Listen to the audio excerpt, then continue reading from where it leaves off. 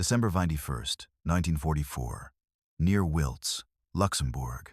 Snowflakes whispered through the trees like ash from a dying fire. The pine-covered hills of the Ardennes were silent, blanketed in white, too silent. Private First Class Vernon Baker moved slowly, his boots sinking into the crusted snow. Every breath he exhaled vanished into the frigid wind, swallowed by the forest's frozen grip. His M1 Garand, slung across his chest, clicked uselessly as he checked the chamber for the third time. Jammed. Again. He cursed under his breath, fingers raw inside his gloves, the trigger frozen stiff like a dead limb. Behind him, Baker's unit, a scattered patrol from the 370th Infantry Regiment, had lost radio contact after a chaotic firefight near the town of Nocher. German armor had punched through the line without warning, and now the woods were crawling with patrols. The Americans were deep behind enemy lines. They were ghosts in a forest haunted by tanks. But Vernon Baker wasn't the type to wait for death. Not after what he'd seen in Italy. Not after watching friends bleed out on hills the generals didn't even name. Now, as he crept along a snow-choked trail, the world suddenly tilted. Footsteps. Baker froze. Voices clipped, guttural speaking German. Close. Maybe 30 yards.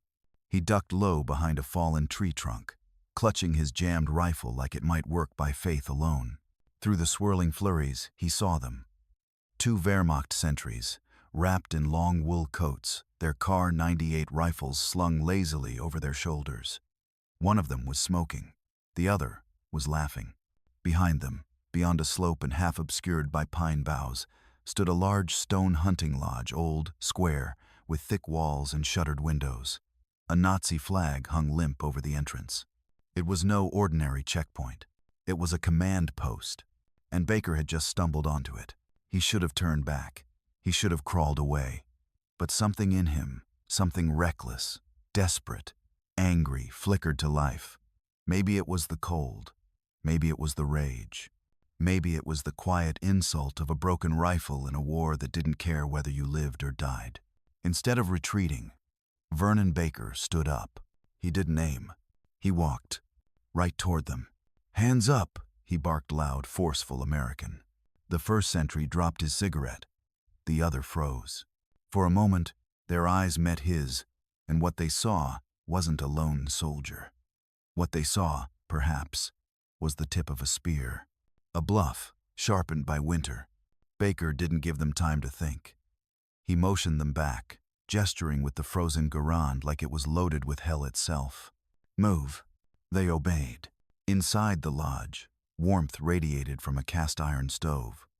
Officers in gray uniforms stood stunned as Baker marched the 2 guards through the door like prisoners.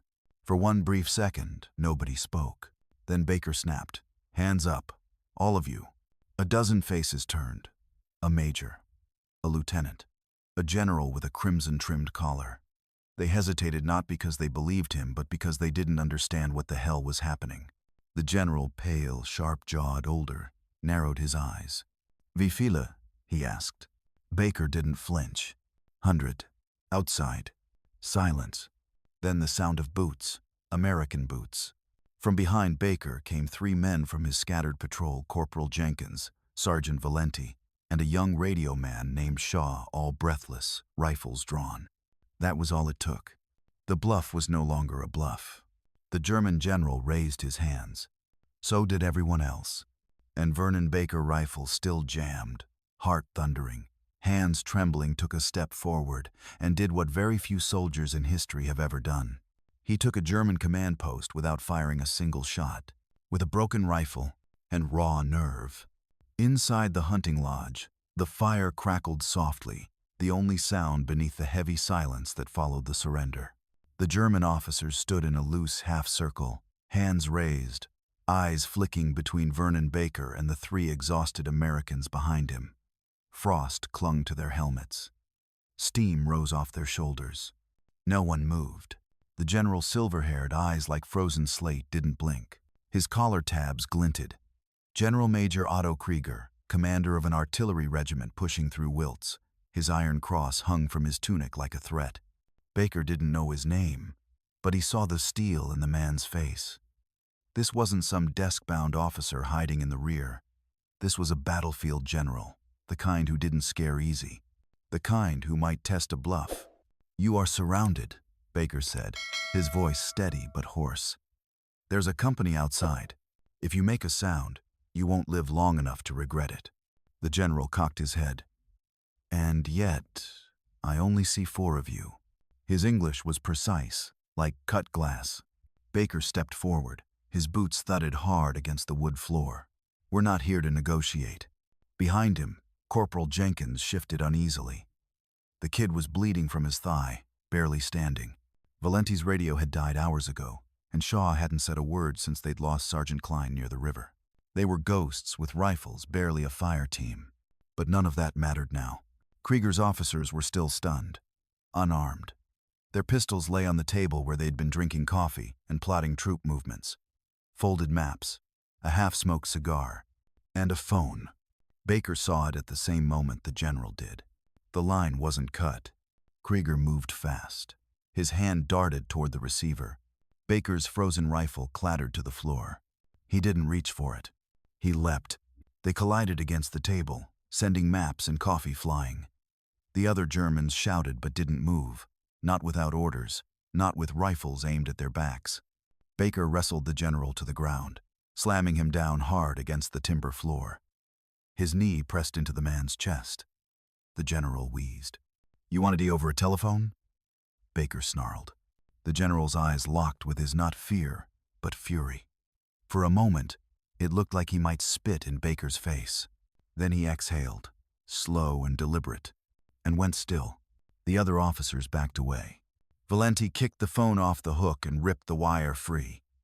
Shaw moved to the door, peeking out into the falling snow. Nothing but white and trees and silence. No backup. No cavalry. Just 4 men and a very dangerous secret. They had nothing. "Get their weapons," Baker ordered, climbing to his feet. Jenkins limped toward the table, scooping up Luger pistols and an old MP-40. He tossed the sidearms into a stove bucket and kept the submachine gun. It rattled in his hands. He'd never fired one before. "Think we can hold this place?" Valenti asked, voice low. Baker stared out the frost-covered window. The sun was gone, swallowed by gray. Darkness came early in December, and with it patrols, scouts, or worse, tanks. "No," Baker said, "but we can make them think we can." He turned back to the general, who was being helped into a chair by one of his junior officers. "You'll call off any units headed this way. If I hear a shot, I assume it's you lying." The general coughed, then laughed. "You are bluffing, Amerikaner." Baker leaned close. "You want to bet your life on that?" For a moment, the fire cracked, and nothing else. Then Krieger nodded once to a young signals officer who reached for a field radio and transmitted a brief message in clipped German. Baker couldn't understand the words, but he understood what had just happened. The bluff was working again. Outside, the snow fell thicker now, blanketing tracks, deadening sound. But inside this stolen command post, Vernon Baker had just turned the war upside down, not with bullets, not with firepower, but with instinct, with grit, with the insane courage of a soldier who refused to surrender even when his rifle already had. December 21st, 1944-1800 hours. Inside the lodge. The flames in the lodge's iron stove popped and hissed. Somewhere within its cast belly, the remains of Kriegsmarine-coated dispatches curled to ash beside shattered chair legs and a wet wool overcoat. The Germans weren't shivering. Not yet. But the Americans were. Jenkins leaned against a window frame, blood seeping through his thigh bandage. Valenti crouched near the back door, eyeing the narrow tree line for movement. Shaw sat cross-legged near the fire, his radio dead in his lap. Clutching it like a corpse he refused to bury. And Vernon Baker paced. Not to keep warm, but to think. They were trapped, surrounded not by troops, but by uncertainty. The enemy knew this terrain better. Knew the trees, knew the shortcuts and tunnels that webbed under the Ardennes.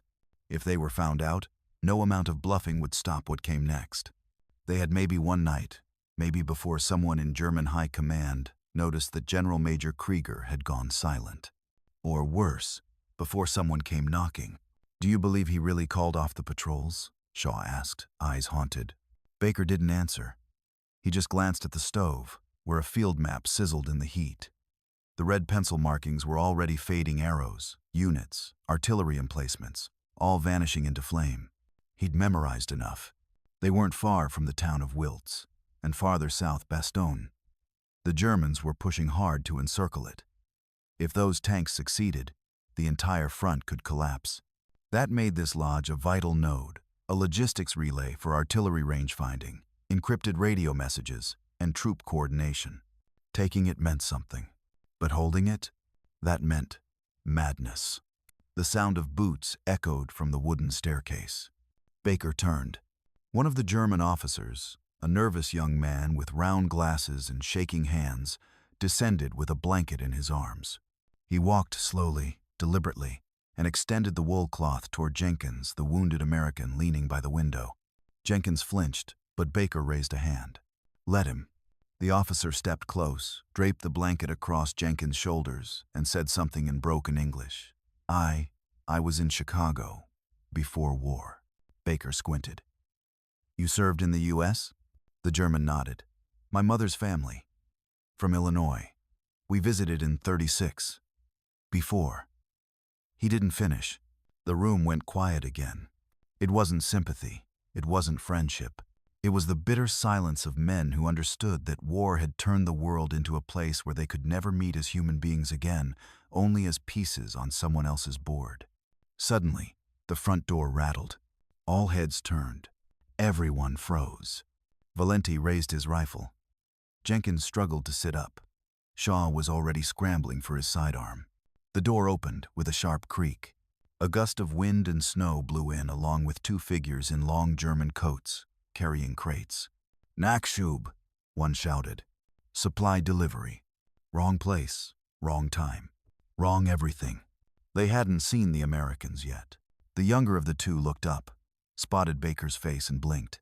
He reached for his weapon. "Tu late." Valenti fired once.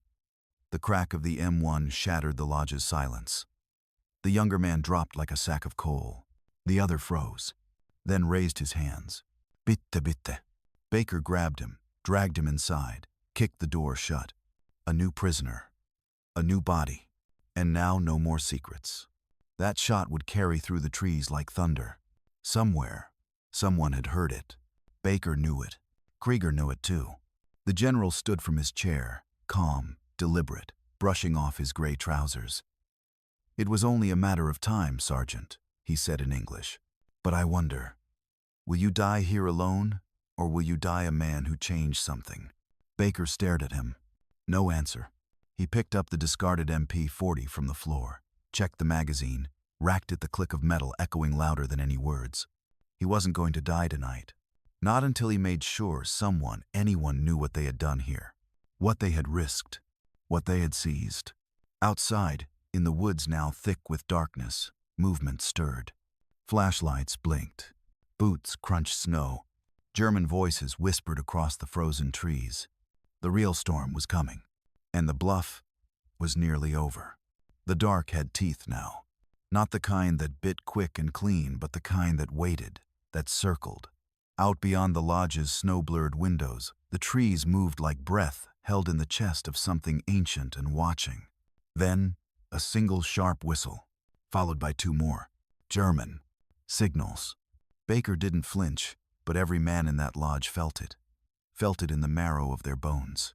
"They're probing," Valenti muttered, peering through a slit in the shutters. "They know someone fired. They just don't know who."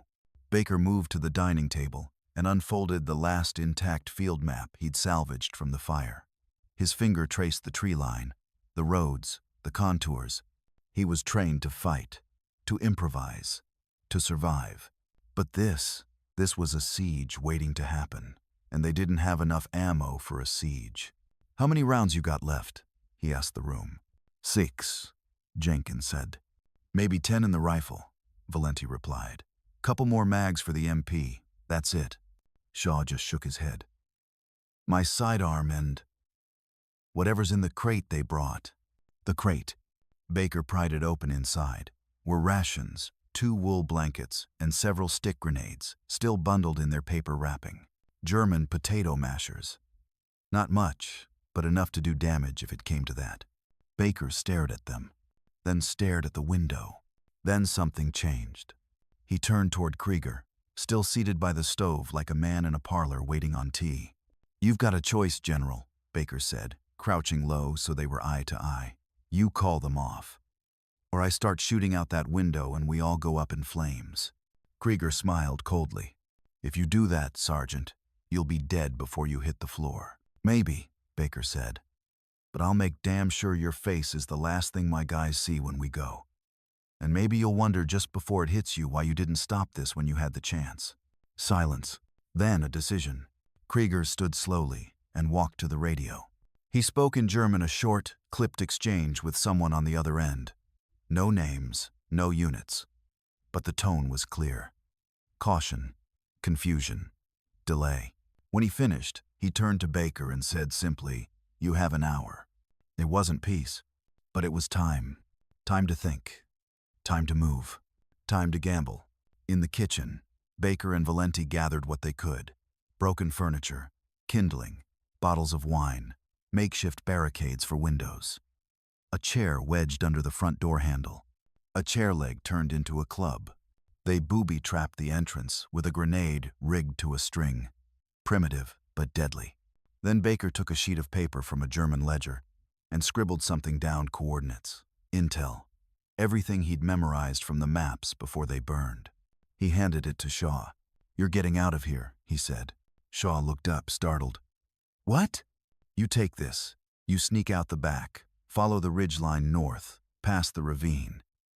You find a patrol, a recon unit, anything, and you get this into Allied hands."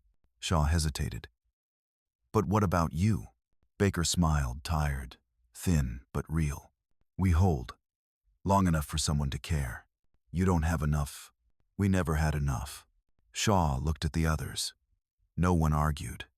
They all knew this wasn't just a bluff anymore. It was a sacrifice. Shaw took the paper, stuffed it into his coat, and checked his sidearm. Jenkins gave him a single nod. Valenti offered a cracked thumbs up. Then Shaw disappeared into the night, into snow, silence, and hope. Back in the lodge, Baker walked over to the fire. He lifted his frozen, useless M1 Garand from where it had fallen hours ago, cradled it in his hands. "Still with me?" he muttered. It didn't answer, but then again it didn't have to. Outside, through the trees, flashlights flicked again. More German voices. Angrier this time.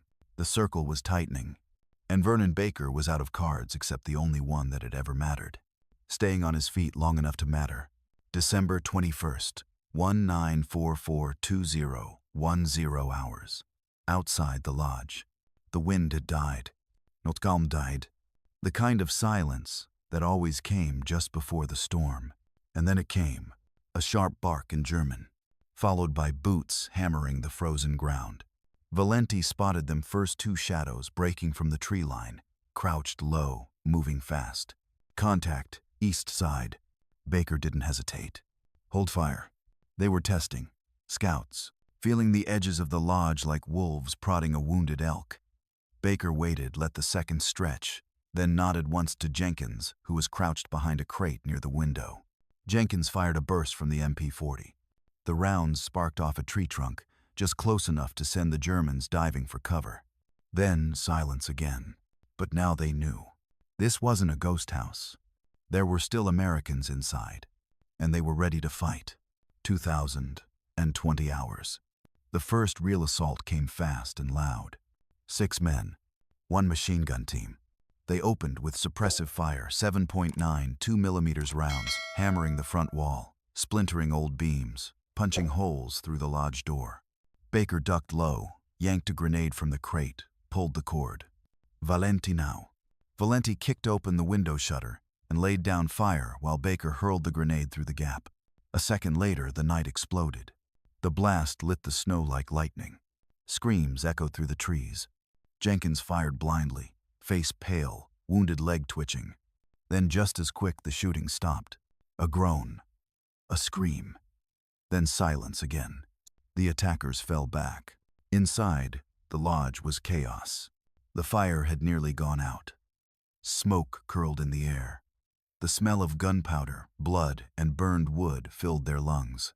Valenti was bleeding from a graze on his scalp. Baker's hands shook as he reloaded the MP-40 unfamiliar, clunky. Jenkins was trying to rewrap his leg with a torn piece of curtain. No one said it, but they all felt it. That was just the beginning. 2,030 hours. Outside, someone with a loudspeaker started shouting in German. Baker didn't understand the words, but he understood the tone.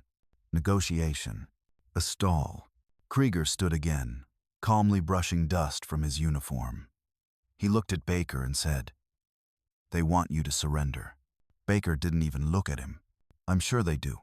Krieger stepped forward slowly, hands at his sides. "This is your chance. They will let you live." Valenti laughed bitterly from the floor. "Yeah? They said that to the medics at Malmedy too?" Krieger froze. The mention of Malmedy, the massacre of American POWs just days ago, hung in the air like a curse. Everyone had heard of it by now. The Germans, the Americans, the ones who survived and the ones who didn't. Baker stepped closer to the general. "I know what your boys do to prisoners. So don't insult me, General. If we're dying here, we'll die standing." The general said nothing. He just stared at the wall, like a man beginning to understand the cost of loyalty. 2,045 hours. Another movement outside, shadows flitting through the trees. Then a thunk against the outer wall. Grenade. Everyone hit the deck, but the explosion never came. A stun device, a smoke bomb. A blinding white flash cracked through the lodge. Smoke hissed through the seams. Through the fog, Baker heard boots. They were coming in. The front door burst inward. 3 silhouettes, muzzle flashes, shouting. Baker rolled left, fired the MP-40 into the smoke. One figure dropped. Another slipped on the blood-slick floor and fell. Jenkins pulled the trigger on a second grenade and rolled it across the planks. It exploded halfway through the kitchen. Screams again. The third man staggered back through the doorway, blood soaking his coat, rifle dragging behind. Valenti emptied his rifle into the dark behind him. Then silence. Again. Smoke choked the room. The furniture was on fire. The stove glowed red with heat. Jenkins coughed blood. Valenti's eyes were wide and wild. And Baker, still standing, felt something warm trickle down his side. He looked down. Bullet graze. Didn't matter. He reached for the last grenade. They weren't going to win this. Not in the traditional sense. But holding this lodge every second, every minute, was costing the enemy something they hadn't planned on. Time, manpower, control. And back in the woods somewhere out there, Shaw was still running, still carrying that paper, still carrying the truth. December 21st, 19442-100 hours. Northern Ridge, Ardennes Forest, Chavran. His breath tore from his throat in ragged clouds. His boots punched through snow-crusted underbrush, each step a thud of defiance against the frozen silence of the trees. The map scrap, the one Baker had shoved into his coat, felt like it weighed 50 pounds now. Not because of the paper, but because of what it held. Coordinates, timetables, artillery placements, troop strength. It was a glimpse into the German war machine. And it was real. And he was alone. The forest pressed in like a nightmare. Branches scratched his helmet. Somewhere far behind, the muffled echoes of explosions and gunfire thumped from the lodge. It felt miles away now. He knew what Baker had done. He knew what they were doing. They weren't holding the lodge because they thought they could survive. They were holding it to buy him time. And he wasn't going to waste it. 2,120 hours. The slope ahead was steep, blanketed in ice. Shaw dropped to all fours and climbed like an animal, boots slipping, knees torn, his lungs burned. He crested the ridge, collapsed behind a snow-covered log, and scanned the horizon. Nothing. No friendly movement. No patrols. No jeeps. Just white and black and trees that swallowed sound. He fished in his coat for his emergency flare. One left. He aimed it high and pulled the cap. A red blossom bloomed in the sky, a quiet scream against the darkness. He waited. Nothing. His hope started to crack until a whisper of static buzzed in his chest. He yanked the radio handset up, breath hitching. "This is Private First Class Daniel Shaw. Allied patrols, anyone reading, over." More static. Then faintly, "Shaw. This is Recon 29. Repeat coordinates. Over." He almost sobbed. He didn't. Instead, he rattled off the location, the German HQ, the captured general, the intel Baker had memorized and died a little for. He gave them everything, every detail, every piece of fire in his memory. "Understood," came the reply. "Hold position. We're inbound. Over." Shaw sat back against the tree, heart still pounding. He looked toward the glow of the flare slowly fading. And then in the distance, a low rumble. Engines. Jeep engines. He wasn't alone anymore. 2,145 hours. Back at the lodge. It was down to moments now. Baker stood near the stairwell, MP-40 slung low, breathing slow. He'd stuffed a rag into his side wound, but the blood kept soaking through. His left hand trembled from the cold or the pain, maybe both.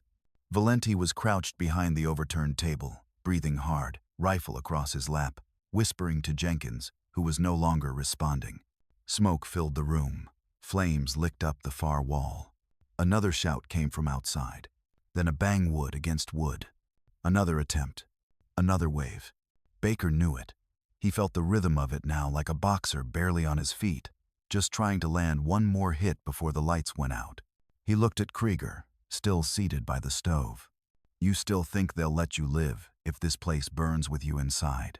The general looked tired now, not broken, but aged, like he'd aged a decade in the last hour. "You are a stubborn man," Krieger muttered. Baker grinned, teeth red from blood. "Yeah," he said, "but I'm not the one surrounded anymore." Krieger looked up confused, and then they all heard it. The distant thump of American. 50 cals opening up, the bark of Allied jeeps echoing through the trees, and the unmistakable whistle of incoming mortar fire, not German. American. The cavalry wasn't just coming. It was here. Baker exhaled long and slow, as if the breath had been held since morning. Valenti blinked, staring out the shattered window. Jenkins stirred slightly, eyes fluttering open. Krieger said nothing. He just turned his eyes toward the floor. Outside, the ground shook. The trees lit up like a lightning storm. Allied firepower rolled through the ridge like an avalanche. And inside the burning lodge, Vernon Baker tightened his grip on the MP-40 just in case. Just in case they didn't believe it yet. Just in case they tried one last time. But he didn't need to bluff anymore. Now, he had the truth behind him. And that was the most dangerous weapon of all. December 21st. 1944215 hours. The lodge perimeter. The sound hit first, not just the thunder of mortars or the burst of heavy machine guns, but the change in the wind. American engines. Tracked vehicles. The unmistakable squeal of half-tracks crawling up through the trees. For the first time in hours, the enemy hesitated. Baker felt it. No more shouting, no boots running through snow, no smoke grenades thrown through shattered windows. Just silence. And fear not his, but theirs. He crouched behind the overturned table, hands still pressed to the soaked gauze at his side, eyes fixed on the door. His men were barely holding together. Valenti leaned against the wall, rifle limp in his grip, his head resting on the beam behind him. Jenkins had lost consciousness again, head tilted toward the ceiling like he was listening for something only he could hear. And Baker, the man with the broken rifle and the voice that bluffed a general, sat in a pool of smoke, blood, and firelight, waiting for either rescue or the final push. 2,203 hours. They didn't knock. The door burst open with a sharp crack, but it wasn't Germans this time. American uniforms. Weapons raised, eyes wide. The lead man shouted, "U.S. Recon, hold your fire." Baker didn't move at first. He couldn't. His body had locked up in the final seconds before rescue frozen, not by cold, but by disbelief. Valenti half laughed, half groaned. About goddamn time. Medics rushed in. 2 men lifted Jenkins gently. Another knelt beside Valenti, cutting the sleeve of his coat to check the wound. One soldier approached Baker slowly, gently pulling the MP-40 from his hands. "You're safe now, Sarge." Baker blinked. "Saw the flare," the soldier continued.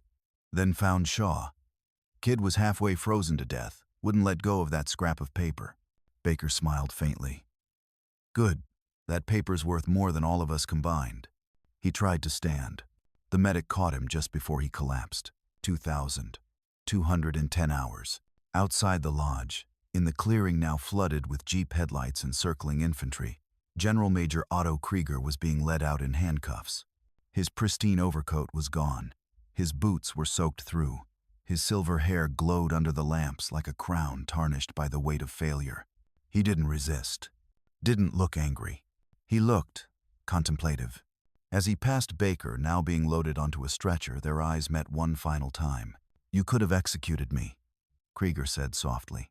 Baker held his gaze. "I didn't have to." Krieger looked confused. Baker continued, voice low, firm. "You watched 4 half-dead men bluff an entire garrison into silence. That's your execution. You'll live with that the rest of your life." The general didn't reply. He turned and disappeared into the trees under armed escort. 2,230 hours. The fire in the lodge had spread to the roof. The last thing Baker saw before the morphine kicked in was the red Nazi flag curling in the heat, burning from the edges inward, until it turned to ash and drifted into the cold Belgian sky. Somewhere in the distance, artillery thundered. Somewhere to the south, Bastogne was still holding. But here at this forgotten hunting lodge, on a nameless ridge in the Ardennes, a different kind of battle had just ended. Not one of numbers, not of tanks or planes, but of nerve, of bluff, of a broken rifle in the hands of a man who refused to lay down. And before darkness took him, Baker whispered the only words that felt right. "We held December 22nd, 1,944 hours. U.S. Field Hospital, Bastogne Sector." The morphine wore off just after dawn. Baker's eyes opened to a ceiling made of canvas and shadow the inside of a field hospital tent. A nurse was adjusting the IV bag beside him. Her face was exhausted, but kind. She noticed his gaze and smiled. "You're awake." He tried to speak but couldn't. His throat felt scraped raw. "Easy. You've lost a lot of blood," she said, pressing a cold cloth to his forehead. "You're lucky to be here. They brought you in just before the road got shelled again." Baker blinked slowly. Then, like a flood through a broken dam, it all came back. The lodge, the smoke, the fire. Valenti, Jenkins, Shaw, Krieger. He shot up halfway before pain crashed down and pinned him like a truck. The nurse pressed him gently back. "They're okay," she said. "Your men, all of them made it." That stopped him cold. He lay still, staring at the rippling shadows on the tent ceiling, letting the weight of it settle. They lived. All of them. 1,000 hours. The tent flap opened. A colonel stepped inside, flanked by 2 aides. Crisp uniform, silver eagles, tired eyes.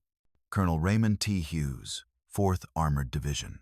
He stepped to Baker's bedside and pulled a chair close, sitting without ceremony. "I've read the reports," Hughes said, "and I'm going to ask this as plain as I can. How many men did you have?" Baker looked at him. 4, he rasped. The colonel blinked. 4? "Yes, sir." And you captured a German general, seized a forward HQ, and held it against multiple counterattacks." Baker didn't blink. "Yes, sir." Hughes leaned back slowly, exhaling. He rubbed a hand over his jaw. "We spoke to Shaw. And the intel you passed on?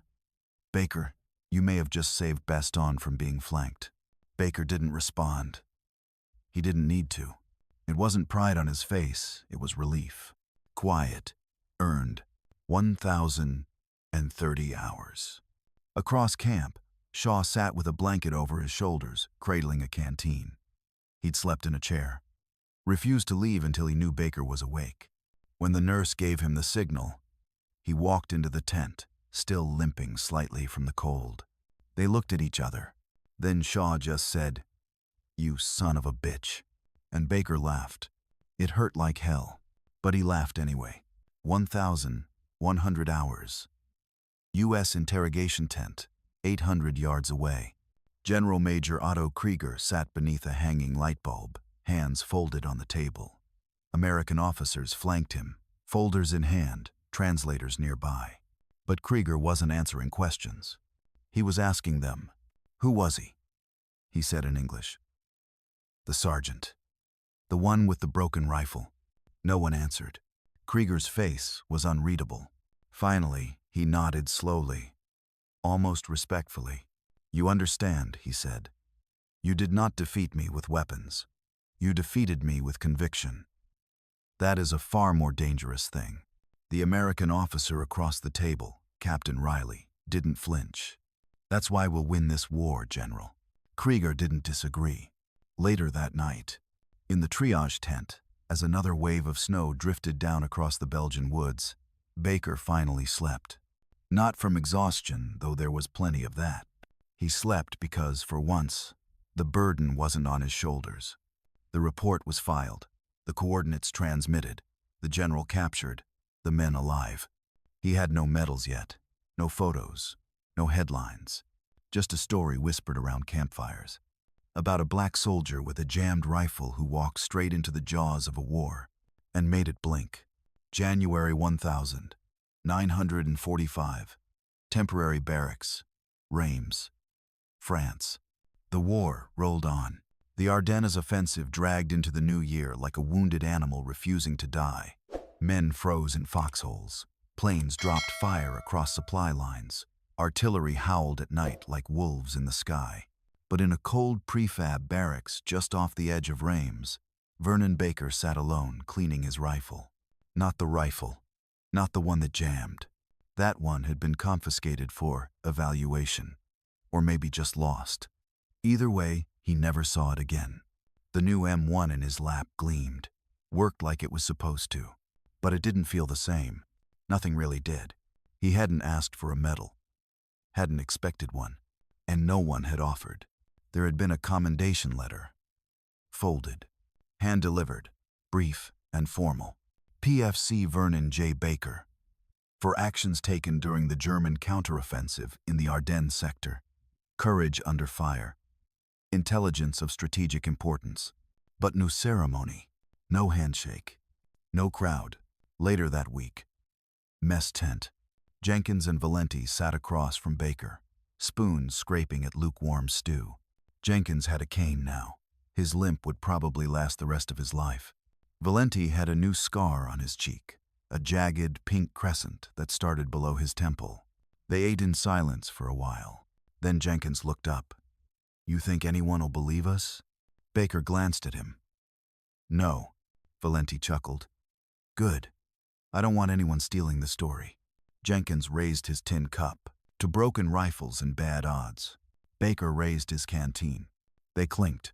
Spring, 1945.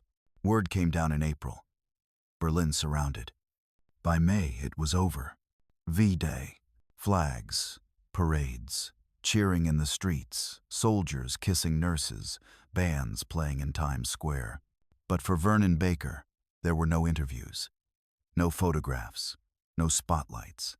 Just another set of orders, another deployment, another base. He served quietly, kept his head down, kept moving.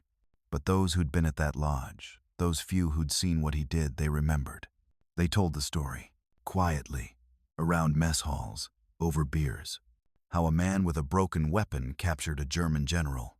How a bluff became a turning point. And how the war nearly changed direction on the courage of 4 men and one unbelievable act. Décades later, 1997. Vernon Baker sat on the porch of his Idaho home, rifle across his lap, this one for hunting. The sun was going down over the hills. The phone rang inside. He didn't answer it right away. He just sat there letting the wind touch his face, watching the world that had tried to forget him slowly remember. That call? It was the White House. They were finally ready to talk about a medal. But by then, Vernon Baker had already earned something else. Peace. Not from war, but from the silence that came after. July 13th, 2001, the White House, Washington, D.C. The East Room was packed. Rows of polished shoes stood at attention on gleaming marble floors. Military brass, cabinet officials, aging veterans in pressed uniforms, and a few who had waited far too long for justice to catch up to courage. In the front row sat Vernon Baker, 82 years old, posture straight, eyes sharp, wearing the same quiet expression he'd carried since the Ardennes. He was the last living Black World War II combat veteran awarded the Medal of Honor. It had taken 56 years. 56 years of silence, buried reports, and overlooked valor until a 1,990 seconds Army review uncovered what should have never been hidden. That Baker's heroism near Wiltz wasn't just real. It had changed the course of a battle, and maybe more. President Bill Clinton stood at the podium, his voice firm, reverent. For decades, he said, there was no official recognition of Vernon Baker's actions. But today, we correct that mistake. Today, we honor not only what he did, but what he endured the battlefield and the burden. He turned, stepped forward, and placed the metal gold and sky blue around Baker's neck. Flashbulbs popped. The room stood. But Baker didn't cry, didn't blink. He just nodded once and said, "Thank you," then returned to his seat, as if the medal weighed less than the silence he'd carried. Later that year, Arlington National Cemetery. Baker walked the paths alone, reading names. Some he knew. Most he didn't. He paused at a stone that read simply, PFC Daniel Shaw, 1924, 1973. He ran so others could live. He smiled, touched the top of the stone, said nothing, just stood there for a long time. Final scene, back in the Ardennes, present day. Snow drifts softly over the remains of the hunting lodge. What's left of its stone, moss, twisted metal is mostly reclaimed by the forest now. A plaque sits on a wooden post nearby, faded from decades of weather. It reads, "Here, on December 21st, 1944, 4 American soldiers captured a German command post and held it against overwhelming odds. They had no reinforcements, no heavy weapons. One of them didn't even have a working rifle. But they had what mattered most: conviction." The camera pulls back. Snow falls gently on the trees. And in the silence, we hear Vernon Baker's voice, faint and aged, like a whisper from the past. "You don't need a loaded rifle to fight back. You just need to mean it.